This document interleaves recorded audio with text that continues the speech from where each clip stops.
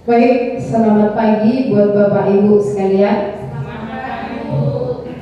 Hari ini kita akan melakukan semacam pembiasan atau seminar yang akan dibawakan oleh Ibu Ena Marlina Boru Situmorang. Runtutan dari kegiatan nanti akan diawali oleh pembukaan oleh beliau sendiri, kemudian dilanjut dengan pemaparan materi beliau dan diakhiri dengan penguatan atau semacam kegiatan refleksi. Saya rasa itu yang bisa saya sampaikan sebagai moderator, maka saya kembalikan. Baiklah, sebelum kita mulai kegiatan kita ini, ada baiknya kita awali dengan berdoa. Kita satukan hati kita dalam nama Bapa dan Putra dan Roh Kudus. Amin. Segala puji dan syukur ya Tuhan, kami panjatkan kehadiran-Mu Bapa, di mana kami bisa berkumpul di ruangan ini Tuhan, untuk melaksanakan kegiatan yang merupakan sebagian dari tugas kami sebagai seorang pendidik. Kami mohon Tuhan, terangi hati dan pikiran kami Tuhan, supaya kegiatan ini dari awal pertengahan hingga akhir berjalan dengan lancar, dan apa yang kami harapkan dapat kami capai. Tuhan, Kau yang berdiri di tengah-tengah kami, Engkau yang memimpin kegiatan kami. Kami serahkan semuanya ke dalam tangan-Mu ya Tuhan. Kami telah berdoa dan mengucap syukur. Amin. Baik, saya kembalikan kepada Ibu Ena untuk memulai. Baik, terima kasih Ibu Sinaga. Selamat pagi Bapak Ibu semuanya. Selamat pagi, Bu. Ya, jadi kami di sini akan membuat sebuah seminar, yaitu tentang diseminasi pemahaman budaya positif. Yaitu ini di modul kami Bapak Ibu CGP modul 1.4. Jadi kami di modul ini disuarakan untuk mendesimasikan pemahaman budaya positif di sekolah kami masing-masing. Nah, jadi yang pertama tentang perubahan paradigma. Nah, jadi Bapak Ibu, di sini ada kegiatan kepal tangan. Nah, saya ibaratkan ya, ada dua orang, A dan B. Saya ibaratkan, Ibu Tio berdiri Bu, Ibu Sinaga. Sudah, saya ibaratkan saya A dan Ibu Sinaga adalah B. Nah, jadi Bapak Ibu, saya di sini memiliki kertas. Dah, sudah, dan kertas ini ada tulisan yang sangat berharga yang saya butuhkan dan yang Ibu Sinaga butuhkan. Jadi kertas ini saya genggam karena saya tidak mau orang lain memiliki kertas ini, karena saya mau kertas ini punya saya sendiri. Nah, ketika Ibu Sinaga melihat, dia menginginkan kertas ini juga. Lalu dia membuat sebuah rayuan. Dia ingin meminta kertas ini. Ibu Sinaga merayu dengan berbagai macam cara. Bisa membujuk, bisa menghardik, bisa menyuap. Ya Bapak Ibu, kita tahu sekarang memang budaya menyuap sudah mulai ada ya Bapak Ibu, menyuap supaya kertas ini bisa dimiliki oleh Ibu Sinaga, supaya saya bisa membuka kertas ini. Nah, pertanyaannya, ketika Ibu Sinaga menginginkan membuka tangan saya ini, apakah saya mau membuka? Coba Bapak Ibu, ada yang bisa memberi saran? Apakah saya membukanya? Ya, saya rasa terserah sama Ibu. Itu ada kuncinya sama Ibu. Ya, Karena isi dari kertas yang tadi itu Bu, yang Ibu sobekkan itu dan Ibu tuliskan di sana, apa sebenarnya nama ya, nama benda yang sangat berharga buat Ibu Ena. Ternyata Ibu si Naga menginginkan, kan itu kan, Iya. dengan cara menyuap, ya itu ya keinginan seseorang itu ya, dengan cara menyuap, membujuk, mengancam, merayu. Nah, kalau yang saya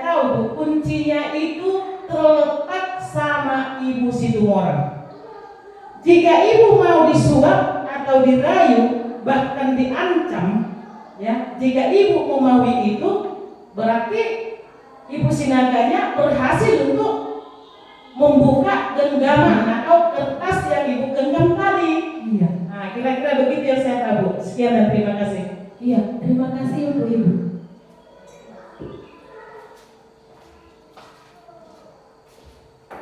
Nah, jadi benar sekali yang dikatakan oleh Ibu Sitoha. Ya, apakah saya akan membuka kepalan tangan saya ini? Nah, dikatakan oleh Ibu Sitoha, semua yang mengontrol itu adalah saya sendiri, karena saya yang memiliki pikiran saya. Sudah, jadi orang lain tidak bisa mengontrol pikiran kita. Sudah, jadi memegang kendali adalah saya. Apakah saya membukanya, membuka kertas ini dan memberikan kepada Ibu Sinaga? Tentu tidak. Ya Bapak Ibu, karena yang mengontrol adalah diri kita sendiri. Itu adalah perubahan paradigma. Jadi kita harus berdasarkan diri kita sendiri. Kalau kita mau maju, kita kembangkan diri kita dulu terlebih dahulu ya Bapak Ibu, baru kita mengembangkan orang lain. Berikutnya di sini ada perubahan paradigma teori kontrol atau teori pilihan, ilusi kontrol. Yang pertama, ilusi guru mengontrol murid. Nah, jadi dalam hal ini Bapak Ibu, guru boleh mengontrol murid, tapi guru tidak boleh memaksa kehendak guru. Misalkan anak didik kita tidak mau melakukannya, kita tidak boleh memaksa, kita hanya boleh mengontrol, mengarahkan. Itulah yang pertama. Kemudian yang kedua, ilusi bahwa kritik dan membuat orang merasa bersalah dapat menguatkan karakter.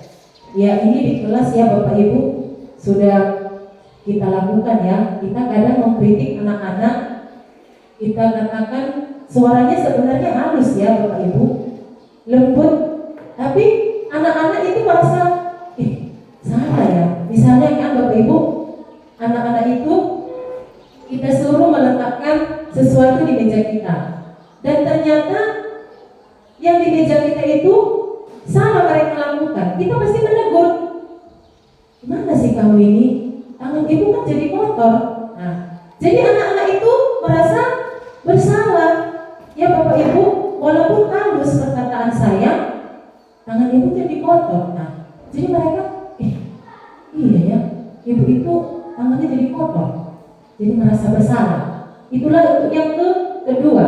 Yang ketiga, ilusi bahwa semua penguatan positif, efektif, dan bermanfaat. Ini sudah pasti ya Bapak Ibu. Apapun yang kita lakukan, selagi itu positif, pasti akan mendatangkan positif juga. Ya, misalnya saya pernah Bapak Ibu, anak saya duduk di kelas 3 kalau nggak salah, atau di kelas 4. Jadi ketika gurunya memberikan PR matematika kepada anak saya, dia di rumah, gimana ini Mak? Ajarin dulu Mak, kata anak saya. Nah, setelah saya ajari, saya berikan cara lain, anak saya marah. Enggak gitu Mak, salah ini. Enggak gitu, dibilang guru kami seperti ini Mak. Mereka lebih mau percaya kepada guru mereka di kelas. Mungkin Bapak Ibu pernah seperti itu ya, seperti saya, lebih percaya kepada gurunya. Enggak gitu Mak, nanti aku dimarahi. Enggak gitu jalannya, kata anak saya. Waduh, berarti mereka ini percaya kepada guru. Berarti penguatan positif yang diberikan di sekolah itu bermanfaat kepada anak saya. Jadi seperti itulah saya rasakan. Walaupun memang sebenarnya yang saya berikan itu jalan kedua, cara kedua, sama aja jawabannya. Tapi anak saya enggak gitu Mak, harus kayak gini katanya. Nah, itulah yang kedua. Yang ketiga, yang keempat, ilusi bahwa orang dewasa memiliki hak untuk memaksa. Iya pasti ya Bapak Ibu, karena kita kan usianya di atas anak kita, misalnya di sekolah. Kita kan lebih tua dari anak kita. Jadi kita boleh memaksa anak-anak didik kita. Kalau selesai nanti istirahat, jangan ada yang ribut ya.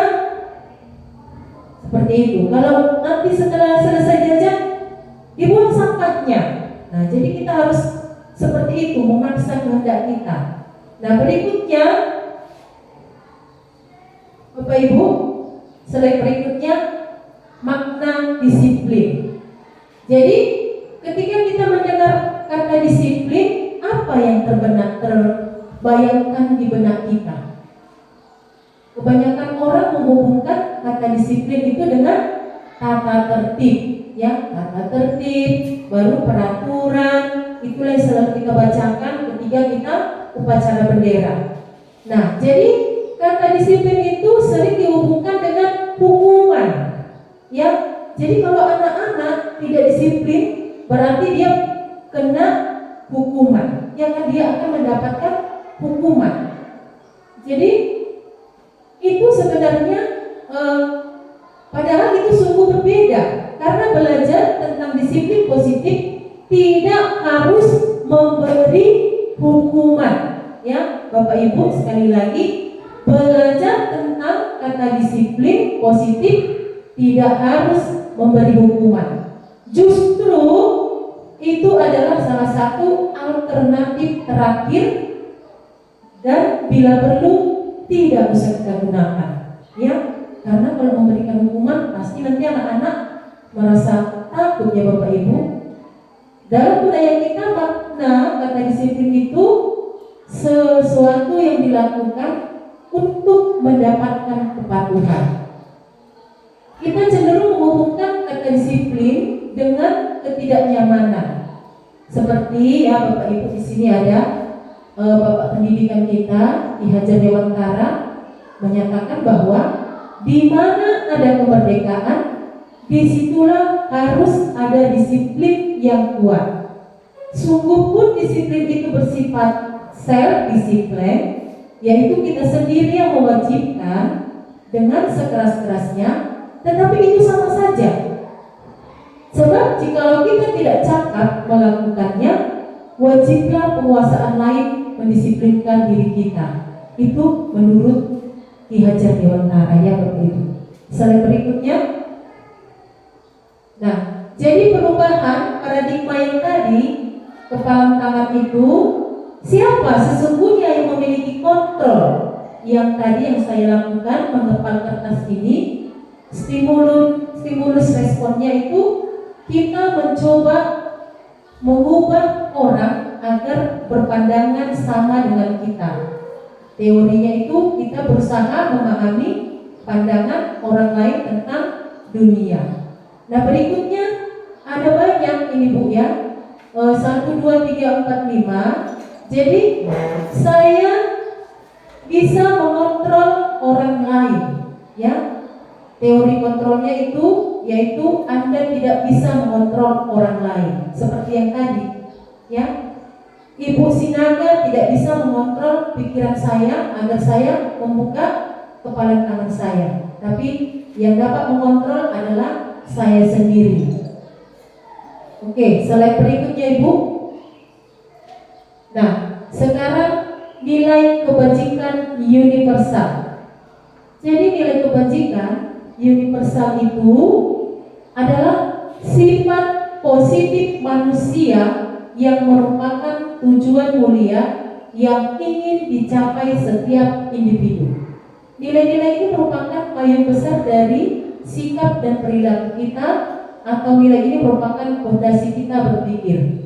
Nah, jadi Bapak Ibu, salah satu nilai kebajikan universal di sini yaitu profil pelajar Pancasila. Kalau kita di sekolah ini sudah tahu, ya Bapak Ibu, profil pelajar Pancasila. Sebenarnya nilai kebajikan itu ada banyak, ya Bapak Ibu.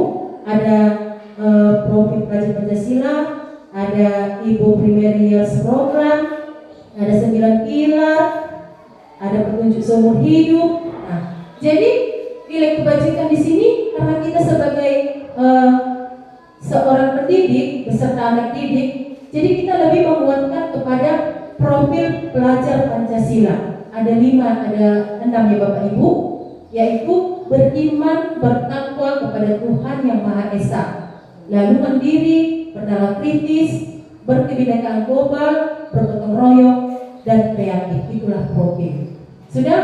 Sekarang teori motivasi perilaku manusia ada 3. Ya, yang pertama untuk menghindari ketidaknyamanan atau hukuman. Jadi anak-anak seperti di sekolah di kelas kita, mereka itu melakukan motivasi di dirinya. Misalnya kita ambil contoh, mereka mengerjakan PR itu karena mereka takut kena hukuman oleh gurunya. Nah, jadi mereka motivasinya untuk menghindari ketidaknyamanan. Jadi mereka melakukan mengerjakan PR. Nah, yang kedua untuk mendapatkan imbalan dari orang lain. Nah, jadi mereka perilaku mereka itu untuk mendapatkan imbalan seperti tadi. Kalau saya mau membuka tangan saya karena saya diberikan tadi berupa suap, saya mau, ya kan? Nah, itu motivasinya yang kedua. Kemudian ketiga untuk menghargai diri sendiri. Saya akan menjadi orang seperti apa bila saya melakukannya. Nah, bila saya membuka kepalan tangan saya ini, berarti yang mengontrol saya adalah Ibu Sinaga. Berarti harga diri saya tidak ada, ya. Saya tidak konsekuensi. Nah, kemudian inilah mengenai hukuman dan konsekuensi yang seperti saya katakan barusan. Nah, jadi disiplin itu tadi kaitannya dengan hukuman. Apa hukuman itu? Hukuman itu tidak terencana, tiba-tiba. Ya Bapak Ibu, anak atau murid nggak tahu hukuman. Sudah, hukumannya itu nggak melibatkan anak. Jadi kalau kita memberi hukuman kepada anak-anak, misalnya kamu berdiri. Nah, jadi itu anak-anak tidak tahu, hanya saya saja yang tahu hukuman itu. Sudah, jadi hukuman itu bersifat satu arah. Hanya guru yang tahu, anak-anak nggak tahu. Nah, kemudian konsekuensi itu sudah terencana dan sudah disepakati. Ya, konsekuensi sudah terencana dan sudah disepakati. Jadi kalau anak-anak melakukan satu tindakan kesalahan, dia udah tahu konsekuensinya, oh begini. Itu sudah dilakukan kesepakatan kelas, ya kan? Bapak Ibu, sudah ada. Kalau kamu tidak selesai PR, berarti kamu harus seperti ini. Sudah ada kesepakatan antara guru dengan siswa. Itulah dia. Kalau konsekuensi itu tetap tidak nyaman untuk anak-anak dalam jangka waktu yang pendek. Konsekuensi itu biasanya berdasarkan diukur 3 kali setelah tugas anak-anak itu tidak selesai, ya, konsekuensinya. Misalnya tadi kan dia anak-anak itu tidak selesai kita buat. Kalau PR tidak selesai, berarti dia harus menyapu halaman. Kalau sudah sampai 3 kali dilakukannya, berarti itulah dia akan mendapat hukuman. Itulah konsekuensi. Kalau hukuman tadi, anak-anak nggak tahu, ayo berdiri, nah, itulah hukuman. Ini perbedaan hukuman tadi ya Bapak Ibu. Hukuman itu sesuatu yang menyakitkan, kemudian membuat anak-anak sakit, atau bisa tadi ya anak-anak jadi jerah, lalu membenci, lalu mendorong anak menyakiti diri sendiri, lalu konsep diri yang buruk, mereka bisa marah. Nah, kalau konsekuensi itu sesuatu yang terjadi yang membuat anak tidak nyaman cuma dalam waktu jangka pendek, ya. Lalu anak bisa menghargai disiplin. Stimulus tanggapan mendorong anak dapat menyesuaikan diri. Jadi itulah anak bisa belajar mematuhi peraturan kalau konsekuensi, karena sama-sama tahu. Nah, berikutnya ini ada ya Bapak Ibu di depan. Coba, tadi kan kita sudah tahu apa itu hukuman, apa itu konsekuensi. Nah, misalkan yang nomor 1 Bapak Ibu, mencatat 100 kali, kita suruh Jadi kamu harus mencatat di bukumu itu sampai 100 lembar. Itu termasuk apa Bapak Ibu? Hukuman atau konsekuensi? Hukuman ya Bapak Ibu, karena anak nggak tahu kalau ini seperti ini, saya ini nggak tahu mereka, ya kan? Kemudian soal yang kedua, lari mengelilingi lapangan basket 2 kali karena terlambat hadir di sekolah. Hukuman atau? Hukuman. Iya. Berikutnya, membersihkan coretan yang dibuatnya di meja tulis. Hukuman atau konsekuensi? Ya, Bapak ini konsekuensi. Ibu, hukuman. Coba kita lihat. Membersihkan coretan yang dibuatnya di meja tulis. Konsekuensi ya Bapak Ibu. Ya, karena memang udah ada di kesepakatan mereka ya. Jadi kemudian murid diminta untuk push up 15 kali karena tidak menggunakan masker ke sekolah. Apa itu? Hukuman. Kemudian menggantikan kertas tugas teman yang telah dicoret-coret. Konsekuensi. Berjemur di lapangan basket pukul 12 siang karena mengobrol dengan teman. Apa? Hukuman atau konsekuensi? Berjemur di lapangan pukul 12. Hukuman ya, hukuman. Lebih tepat ke hukuman Bapak Ibu. Murid diminta bertelanjang kaki sepanjang hari karena tidak menggunakan sepatu warna hitam sesuai peraturan sekolah. Konsekuensi, benar sekali Bapak Ibu. Kemudian berdiri di depan kelas sambil mengangkat kaki satu karena tidak bisa menjawab pertanyaan. Tidak benar Bapak Ibu, hukuman karena hanya guru yang tahu. Berdiri, nah seperti itu.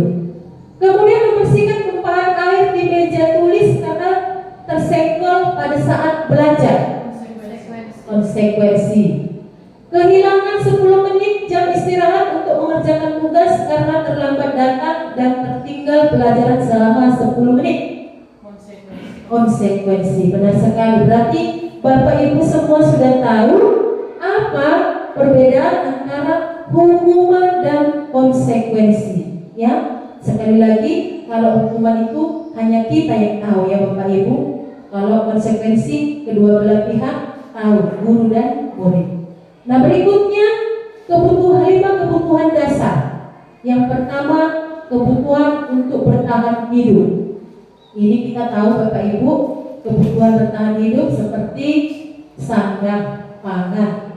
Ya Bapak Ibu, itu kebutuhan dasar kita. Yang kedua kesenangan, kasih sayang. Nah jadi terkadang di kelas ya Bapak Ibu, anak-anak itu ribut. Kenapa mereka ribut? Coba Bapak Ibu, kenapa? Tentunya mereka karena ada yang kurang kasih sayang, karena mereka tidak diperhatikan orang tua, ya Bapak Ibu, atau mereka kelebihan kasih sayang, ya Bapak Ibu, makanya ribut. Kemudian yang ketiga kebebasan. Setiap anak-anak memiliki kebebasan masing-masing. Mereka boleh melakukan apapun, kita hanya mengarahkan. Yang keempat kesenangan, sama seperti kebebasan, hampir mirip ya Bapak Ibu. Apa yang senang dilakukan anak-anak itu harus kita dengarkan, kita arahkan. Kemudian yang kelima penguasaan. Penguasaan tadi terhadap diri sendiri, ya. Nah berikutnya ada di sini posisi kontrol. Nah ini Bapak Ibu, ini menarik sekali, ya. Ini khusus untuk guru-guru. Nah, yang pertama penghukum. Seorang penghukum bisa menggunakan hukum fisik maupun verbal. Itulah yang kita lakukan Bapak Ibu. Ya, kita hukum anak-anak kita. Padahal sebenarnya itu salah. Ya, kita suruh, kita setrak. Ya, yang kemudian yang kedua membuat rasa bersalah. Tadi seperti yang saya contohkan, ketika anak-anak kita suruh ke depan, ternyata dia salah meletakkan sesuatu, tangan guru jadi kotor, guru berkata seperti ini, anak-anak merasa bersalah, sehingga mereka merasa rendah hati, rendah diri. Kemudian guru posisi kontrolnya sebagai teman, ya. Guru dalam hal ini tidak akan menyakiti murid. Yang mungkin timbul adalah murid hanya akan bertindak untuk guru tertentu dan tidak untuk guru lain. Jadi posisi seperti ini sebagai teman, ya Bapak Ibu, kita melakukan kepada anak-anak itu nggak memarahi, nggak apa, tapi kamu belajar baik ya, seperti itu. Seperti teman lah, teman sebaya. Kemudian memantau. Nah, jadi ada guru yang posisi kontrolnya itu cuma hanya memantau, ya memantau, kamu terlambat, ya, cuma hanya memantau, kerjanya memantau. Dan yang terakhir itu sebagai manajer. Manajer adalah posisi di mana guru berbuat sesuatu bersama dengan murid, mempersilahkan murid mempertanggungjawabkan perilakunya, mendukung murid agar dapat menemukan solusi atas permasalahannya sendiri. Sudah? Nah, jadi itulah dia posisi, 5 posisi. Pernyataan-pernyataannya sekarang kita lihat Bapak Ibu ke depan. Pernyataan saya kecewa sekali dengan kamu. Itu masuk ke posisi yang mana Bapak Ibu? Teman, pemantau, penghukum. Ada yang tahu Bapak Ibu?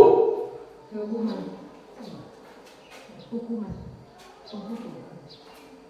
Saya kecewa sekali dengan kamu. Ayo Bapak Ibu. Saya kecewa sekali dengan kamu. Termasuk kemana itu Bapak Ibu? Saya coba. Di situ pertanyaan yang Ibu buat tadi. Saya kecewa sekali dengan kamu. Sekarang yang bertanya itu kita golongkan ke Posisi yang 5 tadi Bu. Ada penghukum, ada teman, ada manajer. Kalau menurut saya Bu, ini saya kecewa sekali dengan kamu. Setelah kita merasakan kekecewaan yang sungguh mendalam lagi istilahnya ya kan Bu. Iya. Sudah mendalam lah. Saya sangat kecewa atau kecewa sekali. Itu merupakan hukuman. Termasuk penghukum. Ya. Ada yang lain Bapak Ibu? Pembacaan masalah. Coba ya Budi. Masuk ya. Masuk kemana itu? Penghukum, pembuat rasa bersalah, atau ke teman? Oh, Kemana Bapak Ibu?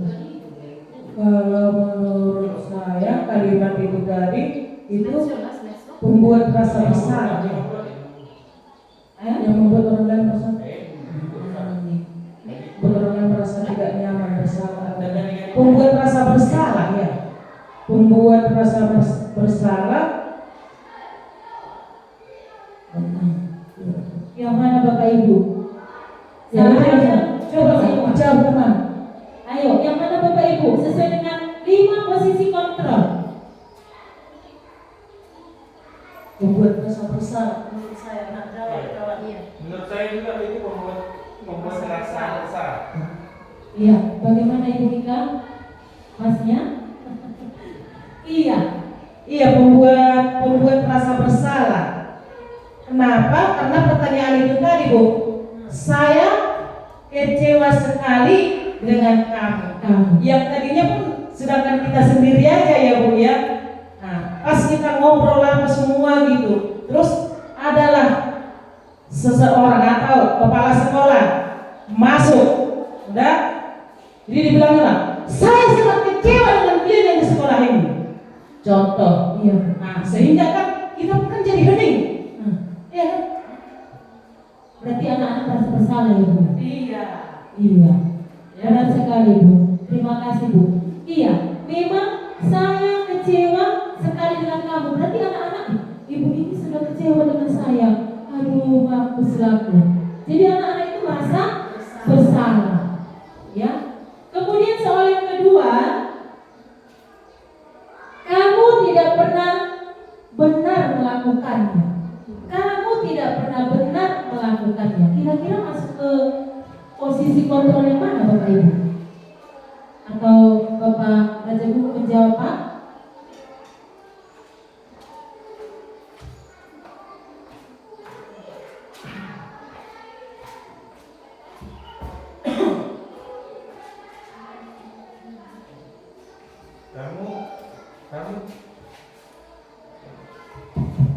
Kamu tidak pernah melakukannya. Kamu tidak pernah melakukannya. Menurut saya, kamu tidak pernah benar melakukannya. Menurut saya, itu berada pada posisi kontrol Agak rumit memang ya. pemantau. Pemantau. Kenapa? Karena menurut saya Tidak pernah, berarti ada data. tidak pernah. Berarti sebelumnya itu sudah dibicarakan dulu apa yang harus dilakukan, keadaan-keadaannya juga seperti ini. Cuman muncul pernyataan tersebut, kamu tidak pernah benar. Berarti sebelumnya kan sudah pernah dibicarakan atau sudah pernah diurutkan apa yang harus dilakukan. Namun yang kita sebagai posisi kontrol mengetahui dia benar atau salah, maka sebagai posisi kontrol kita sebagai pemantau apakah dia benar melakukannya atau tidak. Itu menurut saya. Terima kasih. Iya, benar sekali Bapak. Karena di sini digarisbawahi kamu tidak pernah benar. Berarti guru tersebut berbicara berdasarkan data, ya, berdasarkan data atau referensi yang selama ini sudah dilihat, ya Bapak Ibu. Dia sudah melihat, oh hari ini dia seperti ini, besok juga masih seperti itu, besok juga masih seperti itu. Makanya kamu tidak pernah benar melakukannya, termasuk kepada pemantau. Kemudian yang ketiga, ayolah lakukan demi ibu atau bapak. Itu masuk ke mana Bapak Ibu? Ibu kepala bisa? Ini bukan yang tadi itu yang Oh. apa gitu. Oh iya, Ibu benar. Nggak bisa kita hafal loh. Nih. Ayolah lakukan demi bapak atau demi ibu. Masuk ke mana ya? Ayo. Atau ibu kepala sekolah memberi masukan Hadir. sebagai apa?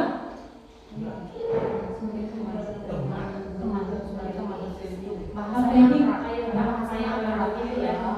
Ya. Ayolah lakukan demi bapak. Ayolah lakukan demi bapak. Sebagai apa Bapak Ibu? Sebagai teman. Ya kan? Ayolah lakukan demi bapak. Ayolah demi ibu. Nah, jadi itu posisi kontrolnya adalah sebagai teman. Berikutnya yang keempat, apakah kamu mau mendapatkan stiker bintang hari ini? Itu kita katakan kepada anak. Apakah kamu mau mendapatkan stiker bintang ini? Sebagai apa?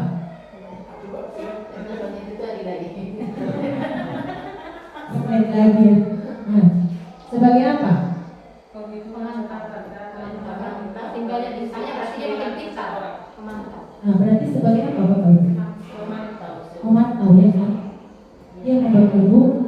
Apakah kamu mau mendapatkan stiker? Berarti selama ini dipantau gurunya, anak-anak itu sudah baik. Berarti apakah mau mendapatkan stiker?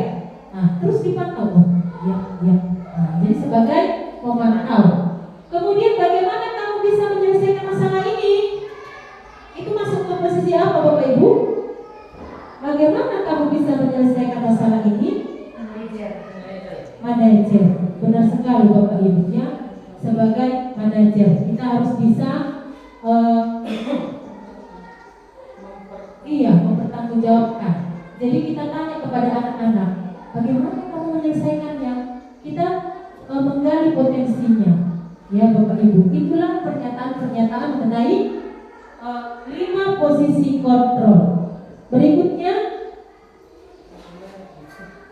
ada kasus Bapak Ibu. Ya, di sini ada kasus supaya kita lebih tahu Aulani. Jadi di kelas Ibu Dani sedang menjelaskan pelajaran bahasa Inggris. Lalu dia memperhatikan siswanya bernama Fajar selalu tidur-tiduran dan acuh tak acuh. Fajar, coba jawab pertanyaan nomor 3. Maju ke depan dan kerjakan di papan tulis. Lalu Fajar pun tampak malas-malasan dan maju ke depan. Sesampainya di depan, Fajar menulis. Lalu Fajar terpaku diam dan memegang buku bahasa Inggrisnya, memainkan spidolnya. Ayo Fajar, makanya jangan tidur-tiduran. Lain kali perhatikan. Sudah sana, duduk kembali. Kira-kira siapa yang bisa? Nah, jadi Fajar pun duduk. Nah, selama ini Fajar seringkali terlihat seperti itu. Fajar selalu acuh tak acuh. Dan nilainya juga tidak terlalu baik pada saat pelajaran bahasa Inggris. Pada saat ditegur oleh Ibu Dani, Fajar hanya menjawab, "Tidak tahu, Bu." Ibu Dani pun menjawab diri, "Gimana kamu Fajar? Kamu tidak kasihan sama ibu ya? Ibu sudah capek-capek mengajarkan, kamu tidak kasihan sama ibu." Dan Fajar pun diam membisu. Sudah Bapak Ibu, melalui soal ini posisi kontrol apa yang diambil oleh Ibu Dani?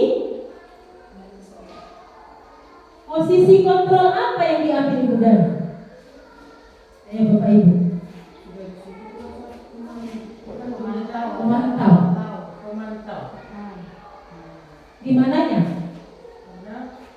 Kalau berapa ini? Kalau dibuat sih. Iya, kalau dikatakan posisi pemantau seperti yang Kakak bilang, seperti yang Ibu Toang bilang, di mana lah kata-katanya?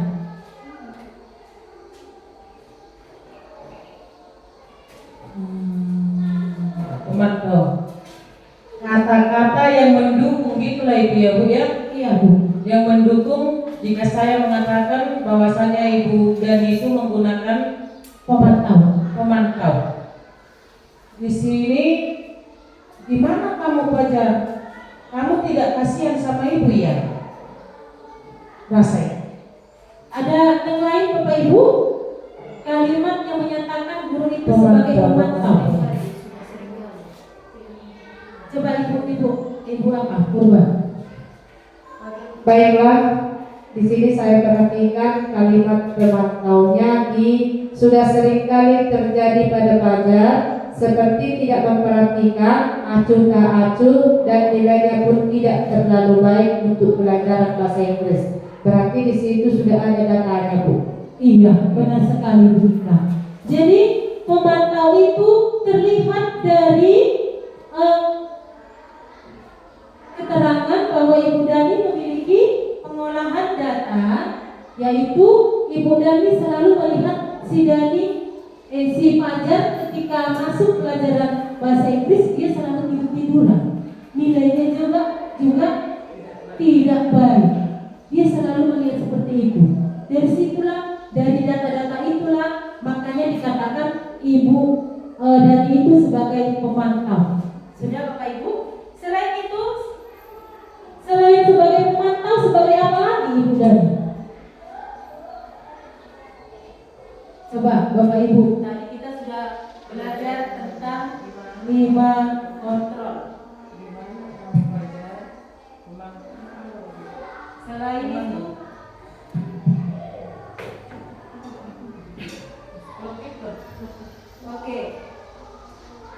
Oke Bapak Ibu.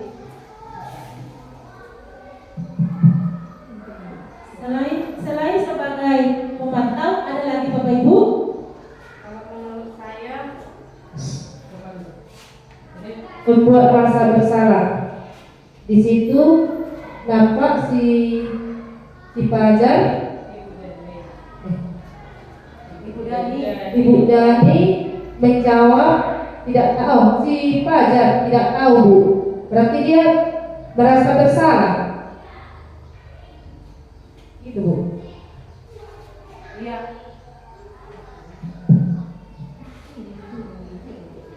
Atau Oke, Bapak.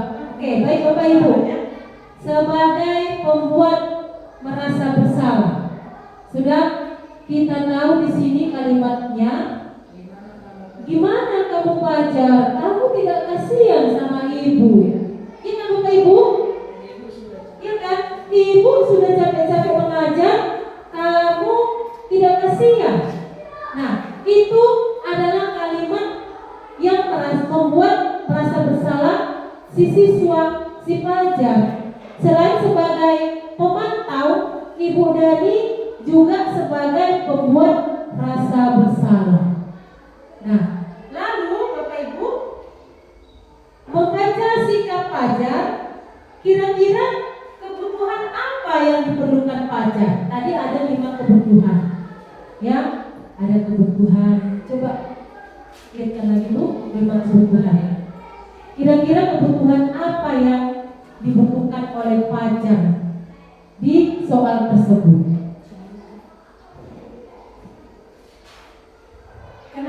Mengapa si Fajar seperti itu? Atau Ibu Kepala Sekolah bisa memberikan masukan? Senang, cinta, kebebasan.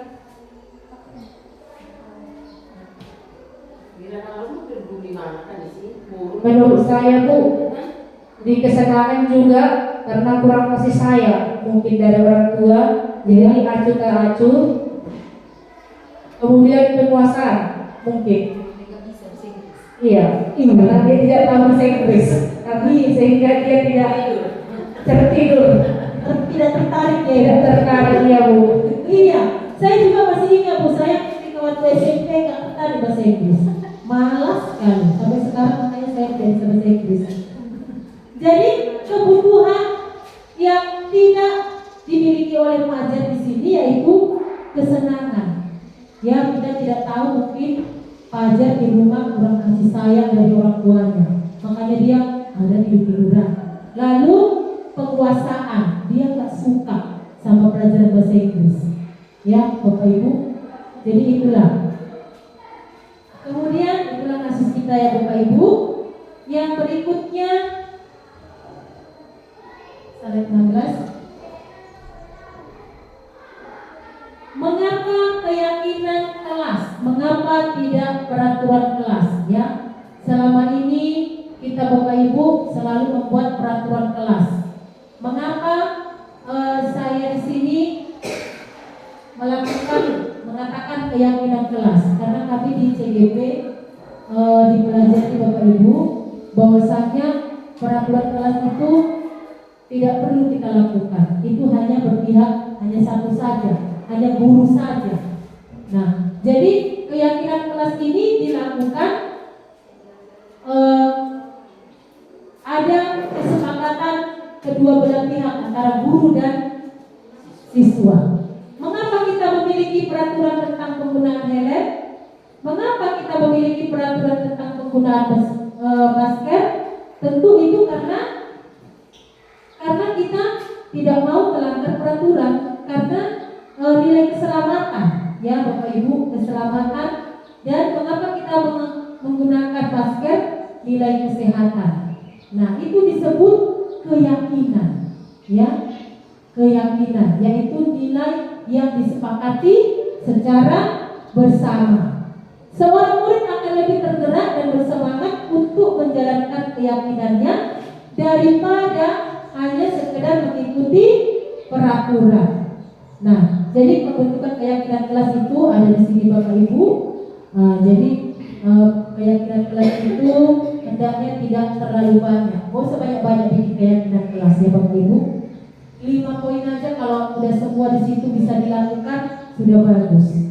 Ya, kita harus membuat keyakinan kelas supaya anak-anak tahu kalau seperti ini berarti konsekuensinya seperti ini. Nah, berikutnya Bapak Ibu, itu keyakinan kelas. Nah, sekarang ada peraturan. Ini termasuk ke keyakinan kelas atau tidak? Selalu kembalikan buku ke tempatnya. Itu termasuk mana Bapak Ibu? Keyakinan kelas atau tidak? ya. Kemudian dilarang mengganggu orang lain. Peraturan atau keyakinan? Peraturan, ya Bapak Ibu. Lalu hadir di sekolah 15 menit sebelum pembelajaran dimulai. Peraturan atau keyakinan? Peraturan itu 15 menit sebelum masuk sekolah. Coba. Itu kita peraturan lah. Bapak, keyakinan menurut Ibu Kepala itu adalah peraturan. Guru yang lain hadir di sekolah 15 menit sebelum pembelajaran dimulai. Itu adalah keyakinan, ya Bapak Ibu. Karena sudah ada kesepakatan antara guru dan siswa. Dilarang melakukan kekerasan. Peraturan, ya. Dilarang menggunakan narkoba. Peraturan. Bergantian atau menunggu giliran. Keyakinan. Gunakan masker. Peraturan. Jangan berlari di kelas atau koridor. Peraturan, ya. Itulah Bapak Ibu. Berarti sudah tahu ya mana itu keyakinan, mana peraturan. Berikutnya segitiga restitusi, ya. Budaya positif itu ada di dalamnya segitiga restitusi, yaitu proses dialog yang dijalankan oleh guru atau orang tua agar menghasilkan murid yang mandiri dan bertanggung jawab. Jadi ada 3 tahapan. Yang pertama, menstabilkan identitas. Yang kedua, validasi tindakan. Yang ketiga, menanyakan keyakinan yang sudah dibuat. Nah, jadi menstabilkan identitas itu ada kata-kata yang harus kita gunakan. Yang pertama, berbuat salah itu hal manusia. Jadi kita harus stabilkan dulu identitas persoalannya. Tidak ada manusia yang sempurna. Lalu yang berikutnya, setelah kita stabilkan identitas, kita buat validasi kebutuhan. Ya, kata-katanya, kamu bisa saja melakukan hal yang lebih buruk, tapi kamu tidak melakukannya. Itulah validasi kebutuhan. Berikutnya menanyakan keyakinan. Kalau anak-anak sudah melakukan satu kesalahan, kita tanyakan, apakah yang kamu lakukan itu sesuai dengan keyakinan kelas kita?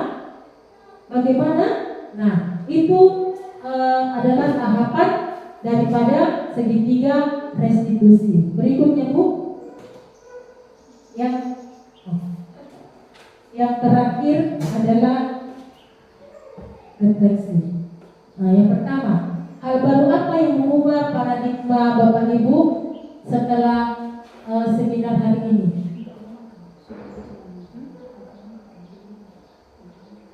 Ayo Bapak Ibu, kira-kira ada yang bisa menjawab? Hal baru apa yang mengubah paradigma Bapak Ibu setelah kita melakukan seminar ini? Atau bisa ditulis Bapak Ibu di kertasnya. Nanti saya suruh Bapak Ibu membacanya. Coba.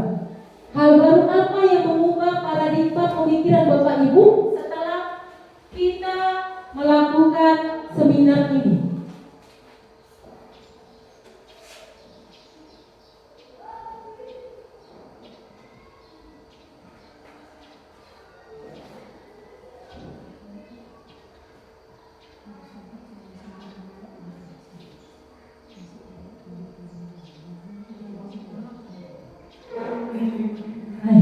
Iya Bapak Ibu, setelah tadi kita melakukan seminar itu, apa yang sudah Bapak Ibu tangkap? Paradigma yang bagaimana?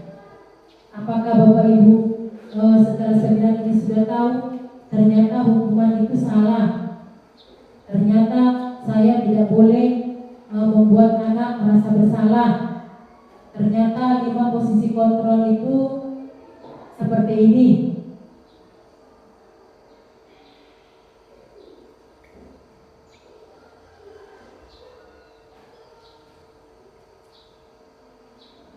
Sudah ada yang bisa Bapak Ibu menjawab?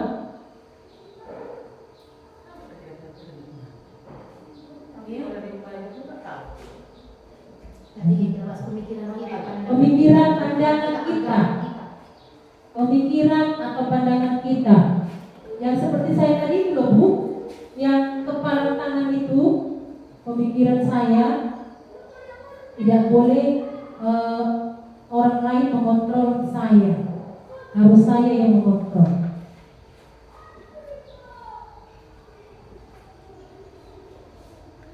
Ibu apa? Ibu Sinaga udah siap Bu? Belum?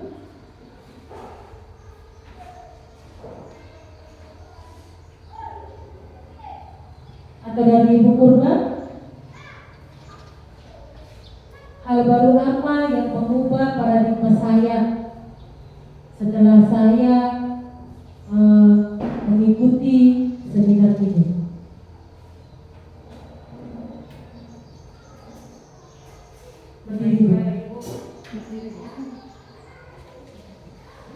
Saya akan mencoba ya Bu ya. Iya Bu, ya Bu. Kalau salah urusan belakang. Tidak ada di sini Bu benar salah. Ya tidak ada benar salah. Iya, seperti posisi kontrol tadi Bu. Iya. Iya. Jadi hal yang apa yang baru yang mengubah paradigma saya, menurut saya akan saya setelah mengadakan seminar ini Ibu, saya mengetahui ada 5 posisi kontrol itu, dan oleh karena itu saya akan bisa menerapkannya kepada anak saya nantinya, dan hukuman di kelas juga akan saya perbaharui. Begitu Bu. Kalau seperti biasanya, kalau murid saya tidak mengerjakan tugas, memang saya kasih waktu sebentar. Tapi kalau terus dia tidak mengerjakan tugasnya, maka kan saya hukum dia ke depan. Iya. Iya. Jadi setelah ini nanti Bu, saya akan memperbaikinya lagi. Begitu Bu. Iya. Berarti ada masukan ya Ibu Purba. Nah, dari yang lain? Dari Bapak Raja Kuku, Mas?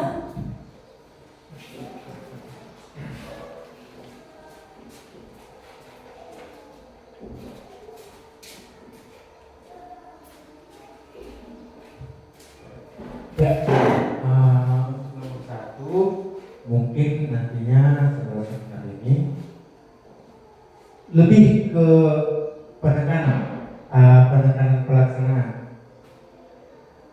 Seperti posisi kontrol tadi yang 5, mungkin nanti akan dipilih mana-mana saja yang tidak diambil. Contohnya seperti yang pertama, penghukum. Sebagai penghukum itu mungkin akan sedikit kita jauhkan. Kemudian untuk lebih baik kita membuat merasa bersalah dulu daripada penghukum. Karena nanti kan ada konsekuensinya. Kalau dia merasa dirinya bersalah, kemungkinan kedepannya dia tidak akan mengulanginya lagi. Kemudian dia akan bisa berpikir sendiri, oh kalau saya melakukan ini berarti saya salah, berarti saya tidak melakukannya. Kalau saya begini, nah jadi kita buat dulu supaya dia merasa bersalah untuk tidak mengulangi kesalahan-kesalahan yang dia lakukan. Kemudian sebagai teman, kita kependalaman kita untuk membuat murid itu kita buat sebagai teman dulu, supaya apa nanti yang kita ajarkan sama murid kita nanti dia bisa melaksanakannya dengan senang, tidak terbebani lagi. Kemudian kita akan laksanakan sebagai pemantau. Apa-apa saja yang sudah kita berikan, kita pantau. Kemudian yang terakhir sebagai manajer, karena intinya semuanya adalah sebagai manajer. Kemudian untuk selanjutnya kita akan memperdalam apa yang kita terima saat ini dan akan kita implementasikan di dalam kelas kita masing-masing. Terima kasih. Iya, terima kasih Bapak Raja Gugu. Nah, jadi yang kedua, perasaan apa yang muncul selama mengikuti sesi ini, terkhusus mengenai secara disiplin. Ya kira-kira yang menjawab ini Ibu Kepala lah dulu. Kira-kira refleksi dari Ibu.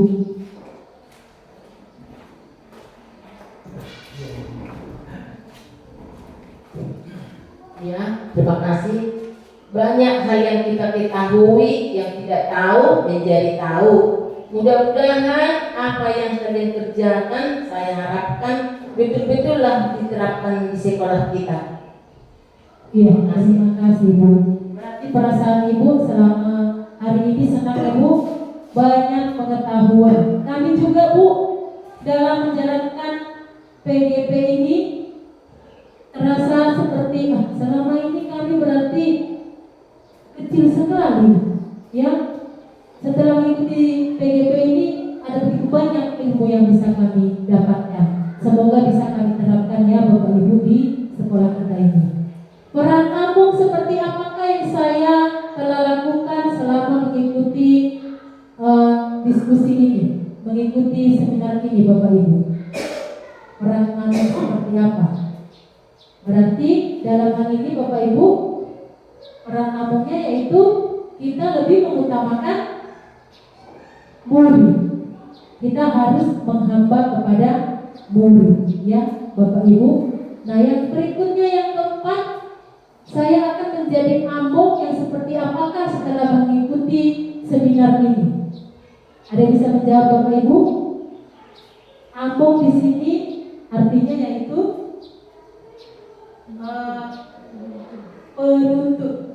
penuntun ya Bapak Ibu. Kira-kira saya di sini mau jadi penuntun seperti apa setelah mengikuti seminar ini? Ayo, siapa Bapak Ibu yang bisa? Guru yang seperti apa?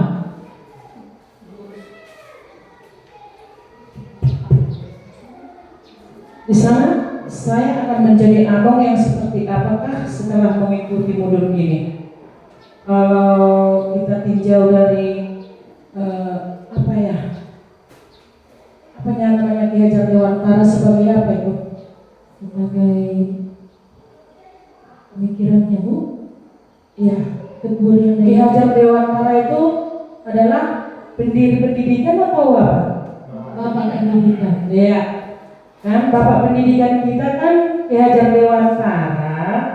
Kalaupun sudah banyak lagi tanggapan-tanggapan ataupun penjabaran tentang ya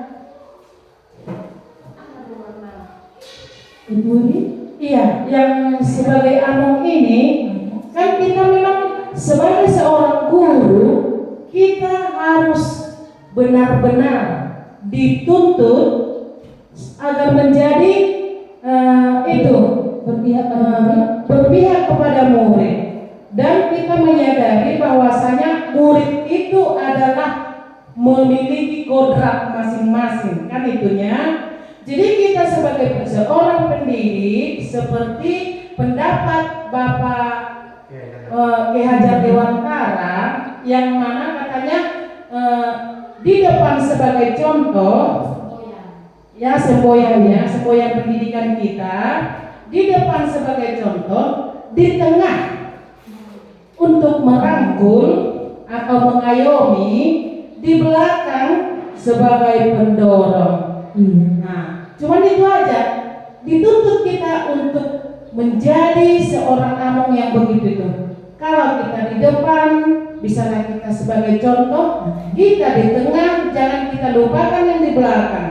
Kita harus bisa mengayomi, ya. Kalau kita di belakang, jangan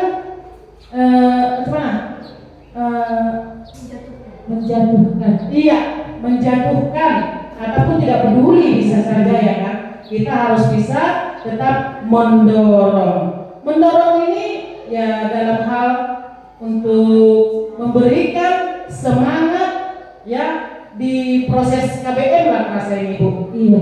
Ya, kegiatan belajar mengajar. Jadi hanya itu yang dapat saya jawab. Terima kasih. Iya, benar sekali Bu.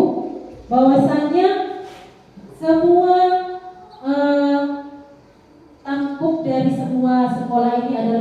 kita para guru. Ya, bagaimana supaya kita menghasilkan murid yang berhasil, kitalah tonggaknya Bapak Ibu. Ya, sekolah ini seperti ibarat tanam-tanaman. Siswa seperti ibarat tanam-tanaman. Jadi kita lihat bagaimana untuk memberi tanaman ini supaya subur. Apa yang kita lakukan? Sebelum tanaman ini kita tanam, apa dulu yang harus kita lakukan? Nah, jadi semuanya itu adalah kita yang memegang keberhasilan anak-anak. Jadi semoga melalui seminar ini Bapak Ibu semuanya sudah tahu budaya positif yang harus kita lakukan sebagai guru, supaya nanti sekolah kita ini bisa menjadi sekolah yang maju di sekitaran kecamatan kita dulu ya Bapak Ibu, baru nanti kita maju ke kabupaten lalu ke provinsi. Nah, jadi demikian Bapak Ibu,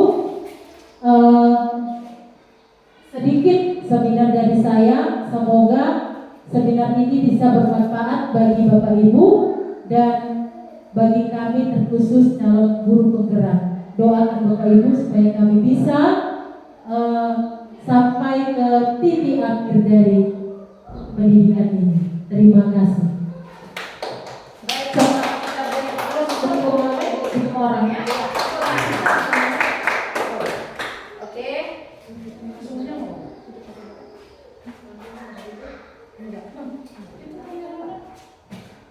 Baiklah, sekali lagi untuk Ibu Ena, guru hebat kita kasih tepuk tangan. Baiklah Bapak Ibu, kita sudah sampai di acara penghujung seminar.